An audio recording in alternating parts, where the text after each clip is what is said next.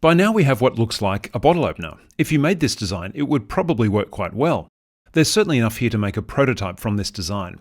In this video, we'll add some text to give it some identity and make it more personal.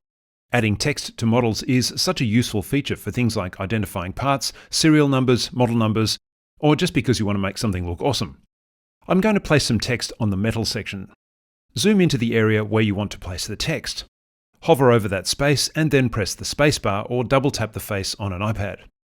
Notice once again how we're sketching on the top plane, and remember to keep an eye on which plane you're sketching on. From the sketching tools, select Text.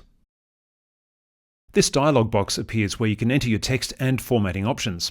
I'll type in "awesome openers." Now, notice how the text is super huge. Now we can fix that by specifying the size. And then let's center the text. Then click Continue. From here you can position the text, either drag the arrows or enter a value directly. You can also rotate the text. For this simple and quick example, that looks pretty good. Then click the tick. Now let's zoom in and see what's going on here. The text is actually made of lots of little lines. Be careful when you try to move the text. Notice here how each curve has these little control points on it. That means you can actually do some pretty wild stuff with your text. But it also means you can mess it up easily if you accidentally select bits of text and then move it around. I'll undo that. Let's zoom out and rotate to get a perspective view. An important point to note here is that the text has actually become its own sketch. Now that's actually very useful. If I click out and deselect the text, you can imagine how hard it would be to select each individual little piece of the text. But if I look at the Items panel and hover over this new sketch, you can see that the surface we placed the text on becomes highlighted. Click it and notice how the text is now highlighted again. From here we can move it around using the Move Rotate command.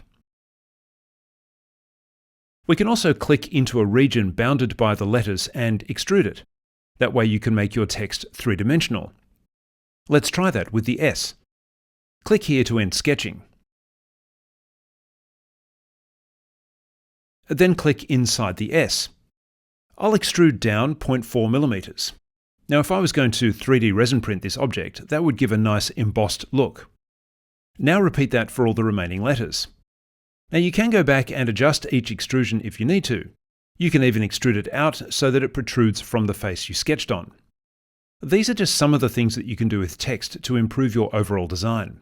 In the next video, we'll look at projecting items, like logos, that can go with your text. And if you found this video helpful, then like, comment, and consider subscribing so that you never miss out on more tutorials like this one.